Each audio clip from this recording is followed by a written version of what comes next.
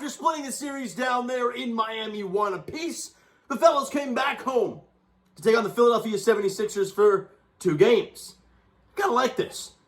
They had a little more strategy to things.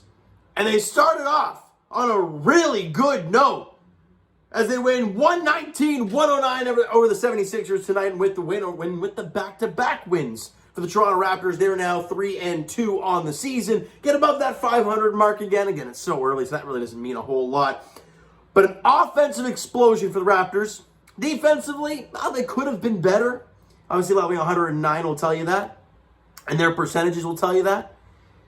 But the Raptors did their job. They shot the lights out today. Maxey was great. Embiid was good.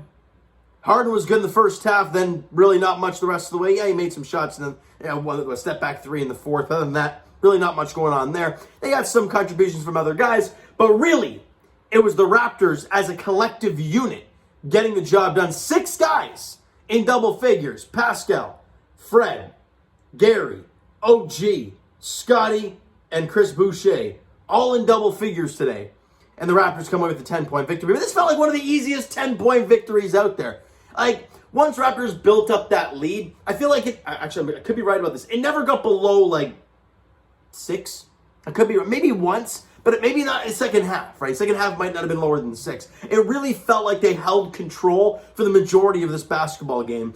And yeah, they made their runs, right? Raptors build up to 16, they get it down to 6, and the Raptors counter and get it back to 10. And that's what it felt like really all game long. First quarter, Raptors come out flying. More in particular, Pascal Siakam drills 4 straight threes. He ends the game 4 of 8. But he started the game 4 for 4 from distance. He's yapping with PJ Tucker. And Pascal in the first quarter was dominant isn't even the right word to use, because he was even better than that. Now they get a 3 right at the end of the first quarter to kind of damper the hype about the first quarter for the Raptors, but they still had an 8-point advantage, 35-27. The offense was flowing in that quarter. They get it down a little bit there in the second half. Raptors counter. They end up having a 17-point lead at one point right there, killing them. Philly goes on a nice little run there to end the second quarter, and the Raptors still win the quarter by 2, and you're up by 10 at halftime. Exactly where you want to be. You've won the first 2 quarters, good stuff, but it's not about winning the first 2, it's about winning the last 2 and just making big plays down the stretch. And that's exactly what they did. When they were making little runs in the third and fourth quarter, every time the Raptors countered. What happened in the third quarter? 26-26. We go into the fourth quarter, you're up by 10. The win is right in front of you. Got to find a way to close it out. And they do. Now, again, like I mentioned, they had a 16-point lead in that fourth quarter, and then they go on a crazy run, get it down to 6, and we're like, oh, this is getting a little dicey. But then the Raptors counter, right, and get it back up to double digits again. And the play of Pascal, because he had 1 point in the second half. 1! And yeah, the shot wasn't falling for him in the second half. The dude ended the game with 12 dimes. The distributing of the basketball from Pascal in that second half, remarkable. I mean, he's going to beat you in so many different ways. Through the first 5 games, we've seen him do so many different things, whether it's beating guys down in the paint. Today, knocking down 4 threes. And then, in the second half, shot's not falling now? Don't worry about it. The threat of me is still going to be there, so I'm going to dish it off to everybody else. And he does. Just a remarkable game all around from Pascal. Raptors win that fourth quarter. I was about to say they win the fourth quarter 30-30. I don't know how that's possible. It's definitely not. But they win the game by 10, 119-109, and they play a dead even 56 apiece in the second half. They did what they needed to do. You had a 10-point lead after 2 quarters of play. You held it through 3. You had a 10-point lead going into the fourth. You held the fort. You got the job done on home court. Really nice job for the Raptors in this basketball game. Again, like I said, defensively, you can work on it a bit, but overall, fantastic. Pascal Siakam, 20 points, 5 boards, 13 assists, 7 of 16 from the field, 2 of 4 from distance, 4 of 8 from 3.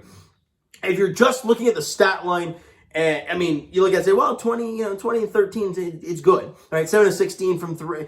Nothing jumps out, on the stat sheet other than, knowing what Pascal did in that first half and then how he controlled the second half. It was the scoring in the first half. It was the facilitating in the second half that really did a job for Pascal. He was absolutely remarkable yet again, 25 and 13. Just another phenomenal night for Pascal. 5 games into the season, and he is looking like one of the top players in the NBA, as he said before the season. And everyone's like, yeah, okay, we'll have to see it, right? Well, through 5, we've seen it, but it's only 5 games. Next up, Fred VanVleet. And the usage for Fred has been down. We all know that. If you're a hardcore fan, you read the stats, you know Fred's usage has been down. Man, that's not a bad thing, right? You want this guy healthy come April, May, and hopefully possibly June.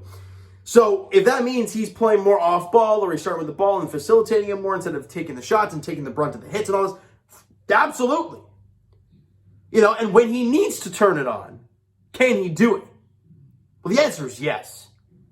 He had 15 points in the game on 5 of 12 shooting, 3 of 3 from the line, 2 of 5 from distance. Let me tell you this. Both of those threes were in the fourth quarter. I believe he made at least 3 shots in that fourth quarter alone. That's 3 of his 5. When you needed the shots, he made them. He only took 12 shots in the ballgame, right? Gary Trent took more. Scotty Barnes only took one less shot. OG only took 2 less shots. So again, Fred wasn't seeking out the shot until he needed to. 15 points. And by the way, he also had 6 rebounds and 8 assists. And 2 steals, and the dude got 3 blocks. Fred VanVleet just doing everything. It's phenomenal. The leaders on this team are leading the team.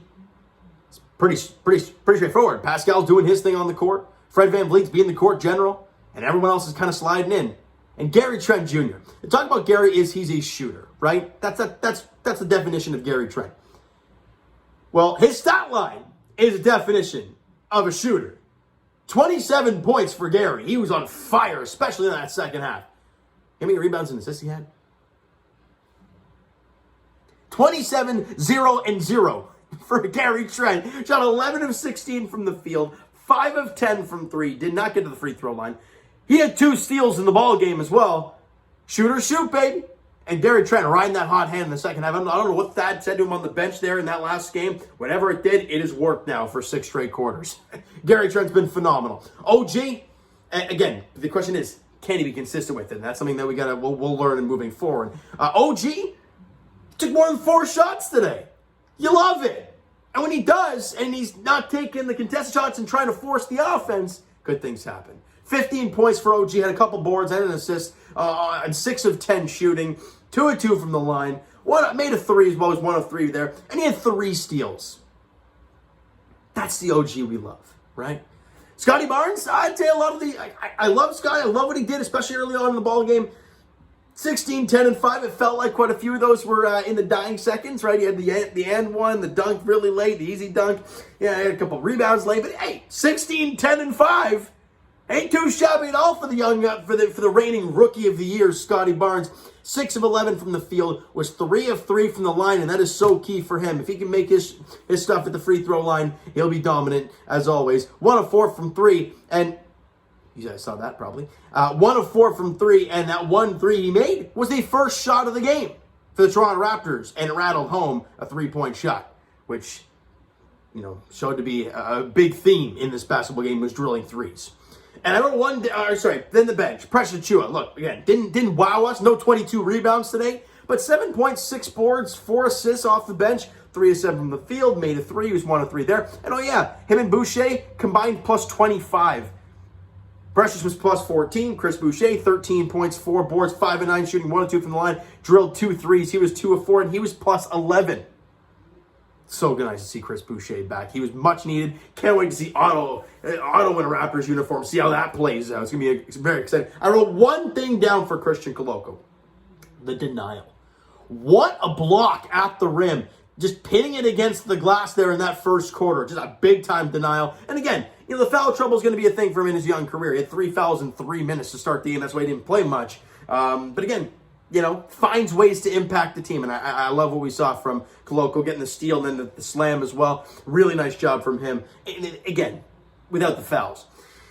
Team stats. Raptors shot 55% from the field. I think it was just under. I think I was listening to the radio on the way home. It's like 54.9 or 54.8. But either way, incredible stuff. They shot 51% from the field. So again, they shot pretty damn good. Raptors shot 43% from distance. Really nice from three for the second consecutive game. They shot 44% from three. So both teams shot the lights out. They were, 68% from the free throw line, 13 of 19. Raptors were 79% from the free throw line, 11 of 14. Don't you love it? Back-to-back games where your offense is good, you're making your threes, and you're making your free throws, and you're winning games.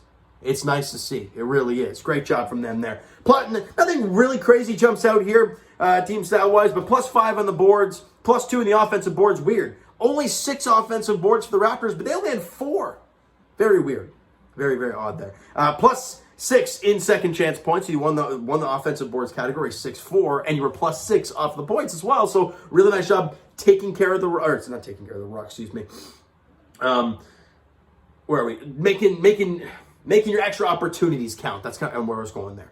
12-9 in turnovers. They had 12 turnovers. We had 9, but very important. +9 in the points off of those turnovers. All right, which was so important. And +12 in the fast break, which, I'd say some of those turnovers lead to the fast break. So this is a really good job for the Raptors. They didn't get the offensive boards. They didn't turn the ball over an insane amount today. But their shots were falling. We talked about it in the last video, guys. If you can shoot the 3, it just lets your entire offense flow. Because then they got to respect you from distance. And then you got to go, and then you go from there. And then Pascal's going to get his looks in the paint. Fred's going to get his drive, and then you'll get the kick to the wide open 3. It just opens up your offense completely. In the last 2 games, the Raptors have had that 3 in the bag, especially today, and it's led to wins. So you love what you saw. You got to keep moving. And Philly's going to want a dub now. They're going to want to come out with a vengeance there on Friday, as they're obviously in Toronto for Game 2 of this mini-series we got going on between the Raptors and 76ers at Scotiabank Arena. It's a 7:30 tip-off. Their Raptors looking for their 3rd consecutive win and to start the year 2-0 on Philly. They're 1-4 to start the year, but they'll be fine. they'll get their W's. It's just a matter of when. But for the Raptors, you've beat Cleveland, you've beat Miami, and you've beat Philly so far this season. With the crazy schedule we've had and continue to have, you're 3-2. How do you feel, Raptor fans? Let me know in the comments. All right, so you know what, guys? That is going to do it for this one. If you enjoyed the video and you enjoyed the game today, smack that like button. I do appreciate it. Hit that subscribe button. You guys not already, comment down below. Thoughts on the video, thoughts on the game, what you like, what you not like from today's game for the Toronto Raptors. The Twitter link is down below. So follow, send me all that great stuff. The Instagram link is also down below. Follow up there. If you guys have not done so already, I will talk to you guys. Of course, I'll be here. Tomorrow night, 10:30, Leaf game. Leafs, Sharks. I am hoping and praying it's a watchable game, not like the last one against the Golden Knights. Because 10:30 and then up at 5 o'clock is not fun to deal with. I'll tell you that much. That's why I need a nap tomorrow and a Leafs win. That would help me out a ton. But as for the Toronto Raptors, they're back in action they're at Toronto against Philly. 7:30 tip-off on Friday in Game 2 of this mini 2-game series against the 76ers. All right, so thank you guys so much for listening and watching. I hope you enjoyed the video and the basketball game tonight. We'll talk to you guys then.